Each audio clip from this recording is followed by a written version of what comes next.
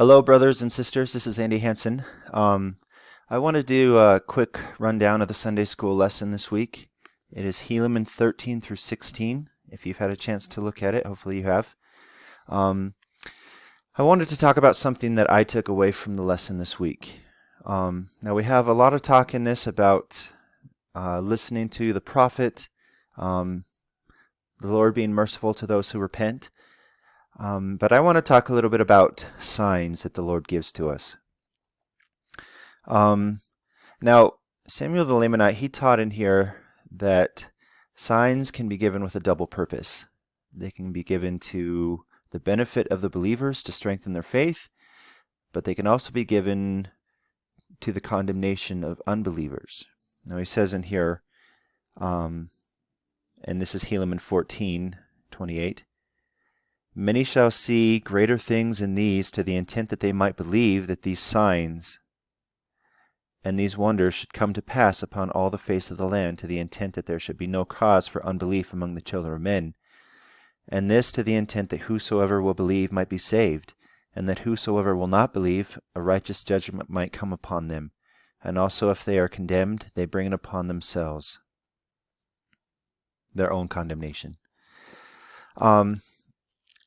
And I just thought a lot about signs these last 2 weeks. I don't recall having seen anything as miraculous as the day and the night without any darkness, but I do believe that we get many signs today. Just in our last general conference, there was a lot of what the general authorities talked about were how we live in a time of fulfillment of prophecy, even modern prophecy. I think one of the ones that really resonated with me was how many temples dot the earth. If we go back to 1980, we didn't have that many. And now just in a short 30 to 40 year span, we have, well over 100 temples dotting the earth and more so. I think another sign that I might take is, fulfillment of, personal revelation for myself.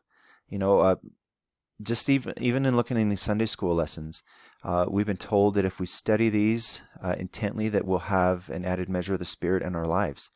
Since COVID happened and we've not been able to meet, I really, made it a goal to try to study more readily because I've had more time. And even taking notes on things, I really feel like I've felt the Spirit so much more in my life, and that I've appreciated the Scriptures. I've read the Book of Mormon many times over the years, but I feel like I've understood them so much better this time around just because I've been trying to implement those things more. In this world where we live, where there's a lot of disbelief in the Son of God or disbelief in God in general, I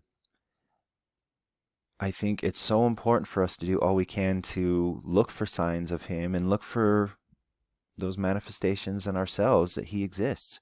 In Helaman 16, it says, many of the Lamanites and the Nephites didn't believe in the signs. They said, "It is not reasonable that such a being as Christ should come." How many people today reason that there isn't a God because of all the horrible things that happen in the world? If so, and He be the Son of God, the Father of heaven and earth, as it has been spoken, why will He not show Himself unto us as well as unto them who shall be at Jerusalem? I think too many people look for a huge manifestation of God's hand in their life when I think it's by small and simple means in many instances that we come to know Heavenly Father and how we develop faith. It's been my testimony that doing the small, simple things is reading our scriptures, attending church when we can, doing the sacrament at home or in our meetings. That's what brings our knowledge of the Spirit, doing those things. Now, I testify that as we study the scriptures, that we will be able to witness signs, that we will be able to see fulfillment of prophecy. I testify of these things. I know that President Nelson is a prophet. I know the Book of Mormon is the Word of God.